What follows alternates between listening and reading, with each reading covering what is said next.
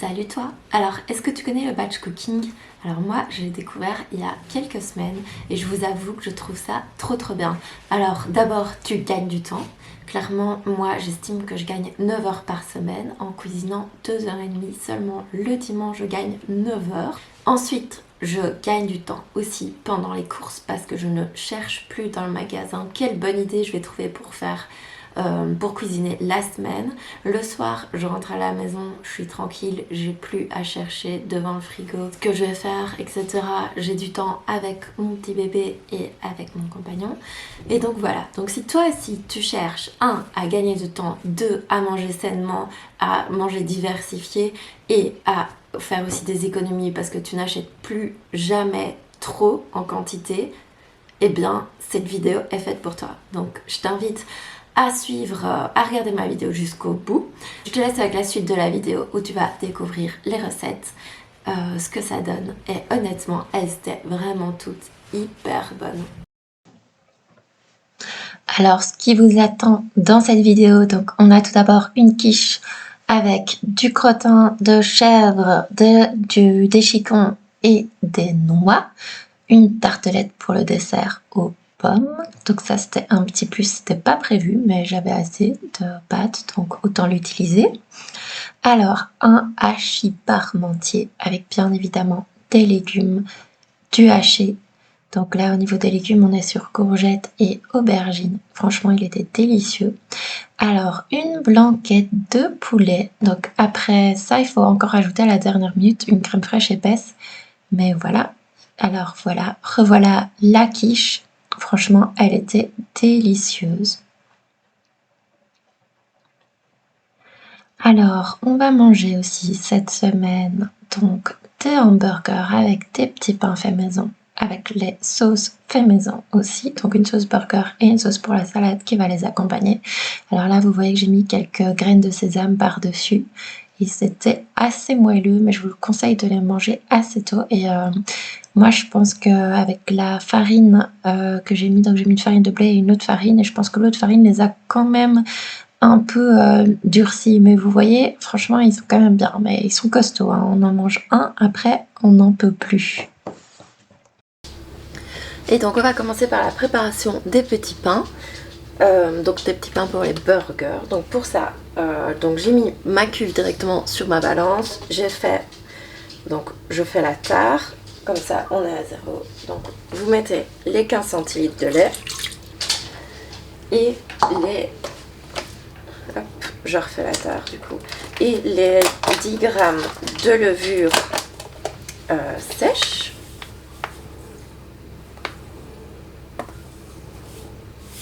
Voilà. Ensuite, je remets la cuve sur le compagnon. Voilà.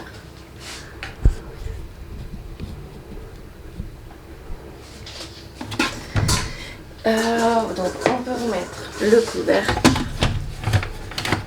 Et on est parti pour vitesse 3 à 35 degrés pendant 2 minutes 30. Et donc là, c'est pour si vous n'avez pas de robot compagnon, ce que vous devez faire, c'est juste il faut juste que le lait soit environ aux alentours de 30 degrés. Donc il faut qu'il soit tiède et vous ajoutez, vous mélangez après avec la levure. Et voilà, ça peut se faire tout simplement à la main. Donc voilà, ici dans cette vidéo, je vais utiliser bien le compagnon parce que je l'ai et que c'est plus facile de l'utiliser, mais sinon vraiment ne vous inquiétez pas, vous pouvez tout faire à la main sans souci, ou avec d'autres robots, ou avec les robots que vous avez chez vous qui sont plus simples, ou les équivalents du compagnon comme le Thermomix ou d'autres robots, ou le robot Monsieur Cuisine de Lidl. Alors une fois que la levure est mélangée, donc on peut ajouter la farine. Donc je fais la tare comme d'habitude, donc c'est 250 g de farine. Alors moi je vais faire moitié-moitié, donc farine normale de blé. Enfin moitié-moitié plus ou moins. Je vais mettre 100 g de farine de blé et 150 g de farine de seigle.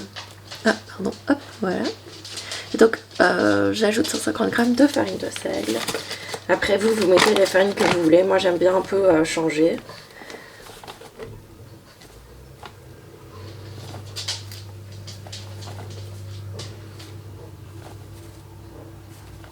Au final c'est ça les bases d'une bonne alimentation. De toute façon c'est de varier les recettes, de varier les farines, de varier les ingrédients, de tout. Donc voilà. Alors ensuite je mets mes 20 g de sucre.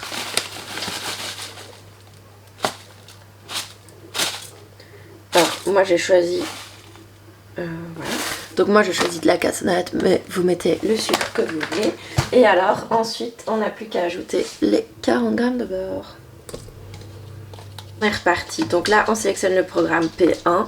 Donc c'est juste un pétrissage de 2 minutes 30. Par contre si vous pétrissez à la main, moi je vous conseillerais plutôt de pétrir peut-être 5 minutes pour voilà, avoir un équivalent, parce que c'est vrai qu'au robot ça se fait plus facilement.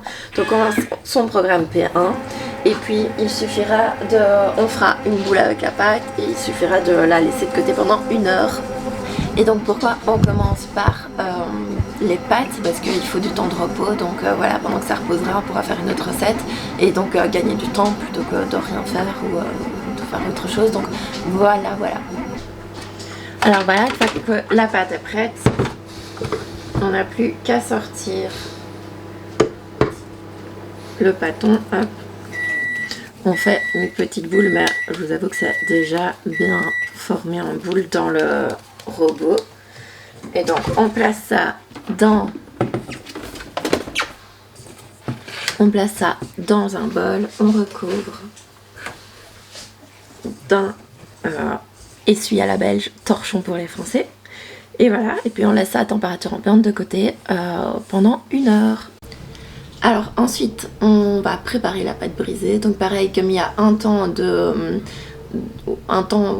pause, et bien on pourra continuer à cuisiner pendant ce temps-là. Donc j'ai déjà mis les 240 g de farine dans le robot, et 120 g de beurre mou, une pincée de sel. Hop, vitesse 6, 30 secondes.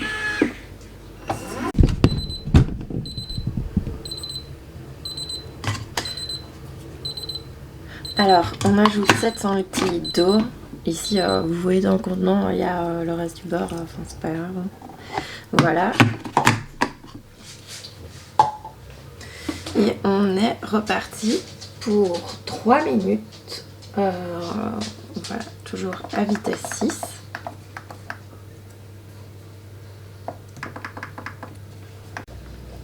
Et donc le bâton est formé. Alors il s'est formé tout seul dans le robot, mais d'ailleurs au début il n'était pas assez bien formé, donc j'ai rajouté un peu de farine. Donc n'hésitez pas à rajouter un peu de farine si le bâton se forme pas assez bien, s'il est trop, vous voyez, un peu, je dirais liquide, mais c'est pas vraiment liquide, mais en tout cas pas dans la bonne consistance. Et sinon si c'est à la main, vous formez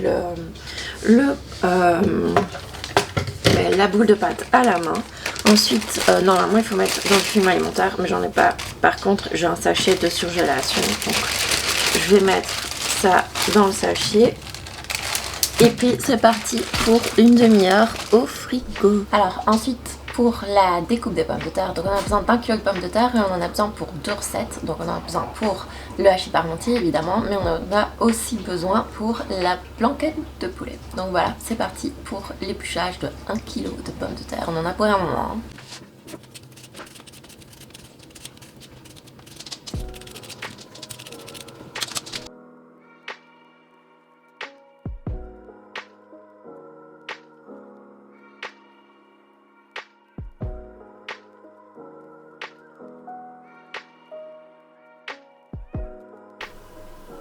Et donc pour cuire les pommes de terre qui ont été épluchées et coupées en cubes, moi je les cuis à la vapeur grâce au compagnon. Donc le programme vapeur il est juste ici.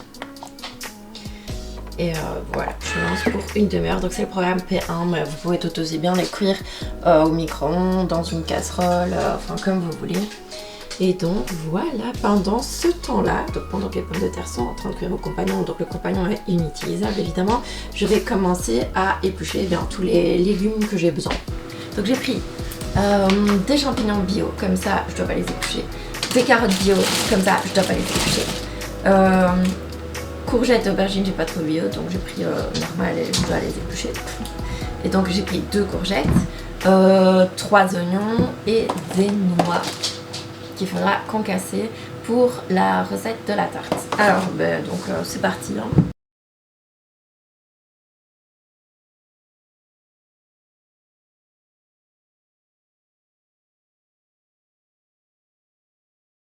Pour les courgettes, aubergines, en fait pour tout, on coupe tout en lamelles et les oignons on coupe en petits morceaux. Les oignons, je vais même faire juste, je vais juste les couper en 2 pour les mettre dans le robot et c'est le robot qui va s'en occuper. Ensuite, j'ajoute la crème fraîche.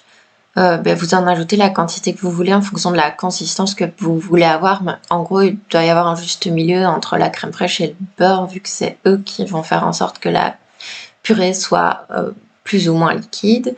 Donc j'ai ajouté mon œuf et maintenant j'ajoute du fromage râpé. Donc, là, c'est pareil, c'est en fonction de vos goûts. Moi, j'aime bien qu'il y en ait assez bien. Et du coup, ça donne une purée plus filante comme ça. Mais encore une fois, pareil, à vous de voir si vous préférez une purée pommes de terre, juste pommes de terre beurre, c'est très bon aussi.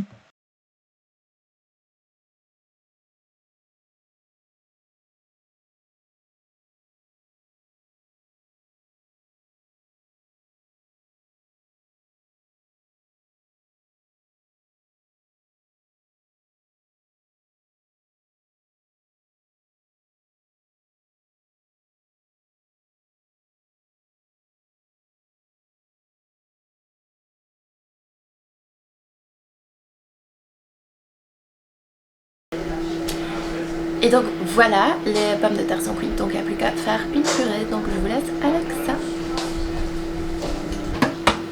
Donc on ajoute les pommes de terre. Alors j'ai oublié de vous dire que j'ai ajouté la viande hachée et puis j'ai mixé le tout pendant quelques secondes. Ensuite on place la viande dans le plat. Le beurre, donc écoutez moi je pèse jamais, mais je vais vous montrer. Donc je mets une quantité environ comme ça de beurre.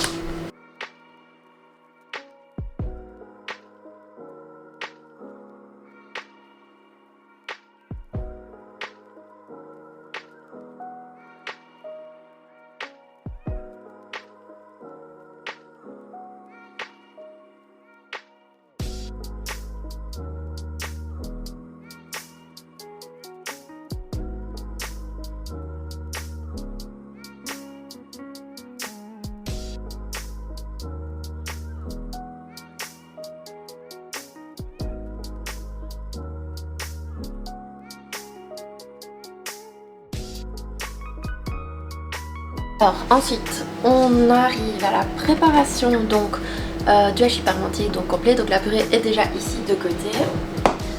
Hop. Et alors maintenant c'est la préparation de la viande, donc je mets un peu d'huile. Alors ici c'est de l'huile au basilic, un oignon, voilà, on mixe, vitesse 10.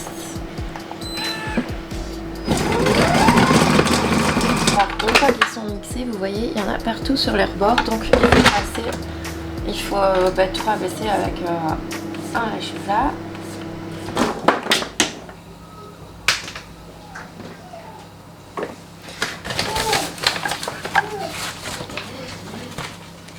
Une cuillère à soupe de farine, des herbes de Provence. Moi j'en mets beaucoup parce que j'aime bien ça. Et on ajoute 40 cm. Alors pour les légumes du hachis parmentier, je vais déjà les pré-cuire. Donc je mets du beurre dans une casserole. C'est parti pour la cuisson. Je démarre pour le programme P2, 95 degrés, mais pour 20 minutes. Tranche de courgettes et d'aubergines. Alors maintenant que ça fait un certain temps que la pâte monte, on va pouvoir récupérer la pâte et façonner les petits pains. Donc avec ça, moi j'en ai fait 4. Donc voilà, je malaxe encore un petit peu. J'enlève l'air qui s'est mis dans la pâte. Et quand je dégaze la pâte, et puis je coupe en 4 morceaux pour avoir 4 sandwichs. Voilà, on les façonne. L'oignon est bien... Alors je sors du frigo la pâte à tarte. Et rabaisser l'oignon j'en fais, et je l'étale.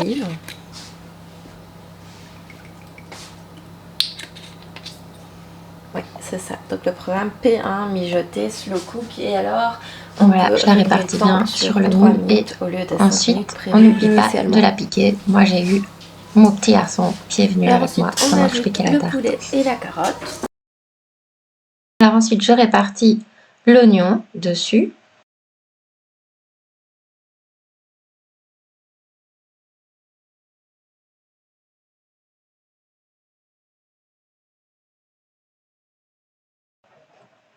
Le crottin de chèvre.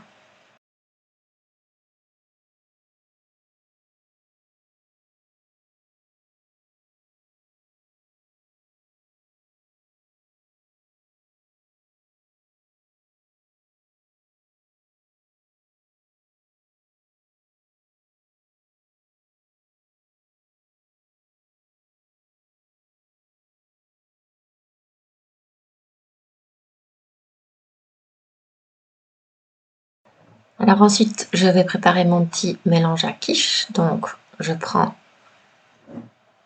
un œuf, j'ajoute et un deuxième œuf, un troisième,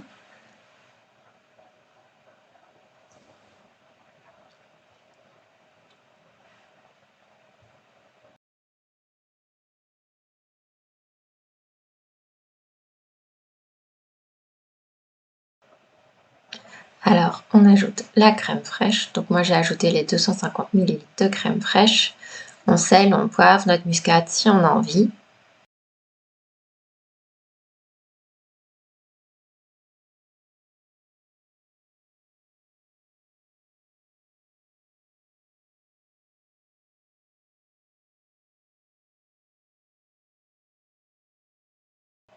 Alors, je coupe eh bien, les chicons ou les endives pour les Français. Donc, et j'enlève les premières feuilles évidemment hein, pour pas... parce que souvent les premières feuilles sont abîmées. Et donc voilà, et après je place les feuilles une à une comme ça sur le fond de tarte. Alors vous avez vu ma maman qui était en train de piquer un truc à grignoter, elle avait faim. Et alors...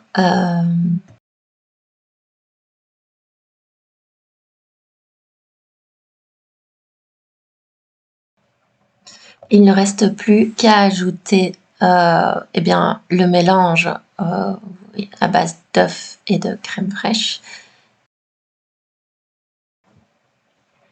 Et le fromage.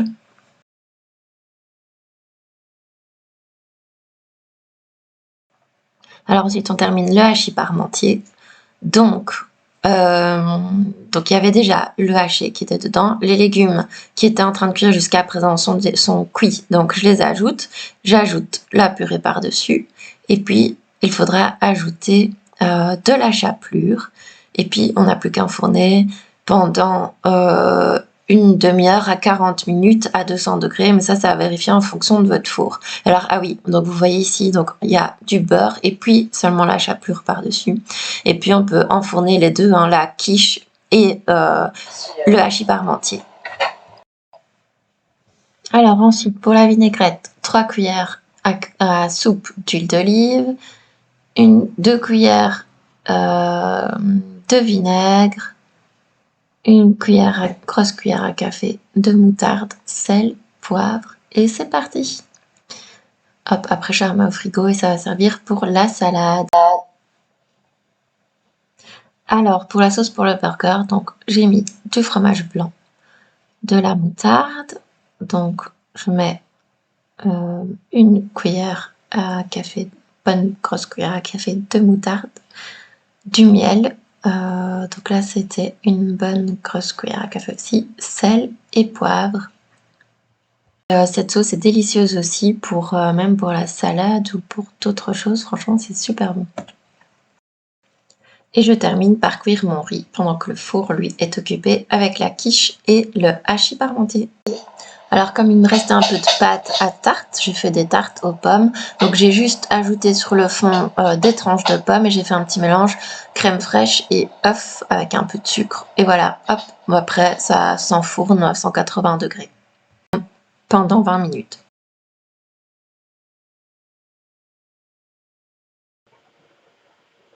Et on n'oublie pas d'ajouter par-dessus le beurre et la chapelure.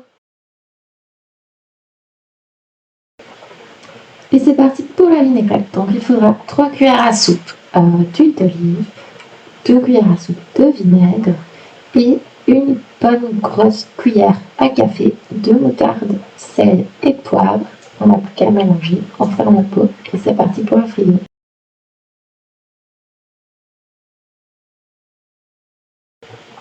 Alors pour la vinaigrette de yaourt au fromage blanc, donc moi j'ai mis 4 cuillères à soupe de fromage blanc.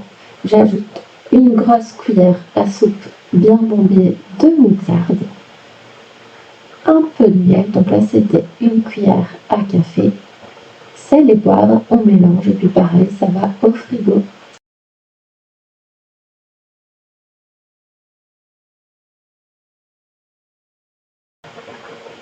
Alors pour le riz qui servira d'accompagnement, soit on le fait au moment pendant qu'on cuisine, soit on le fait le jour où on va utiliser ce repas. Et pour la tartelette, j'ai juste donc mis donc la pâte qui me restait de la quiche, je l'ai étalée dans les moules à tartelette. J'ai ajouté des tranches de pommes et ensuite il ne me restait plus qu'à mélanger un œuf avec de la crème fraîche et un peu de sucre que j'ai remis par-dessus. Et puis c'est parti au four pour 180 degrés pendant 20 minutes. Et c'est parti pour une semaine tranquille. À bientôt!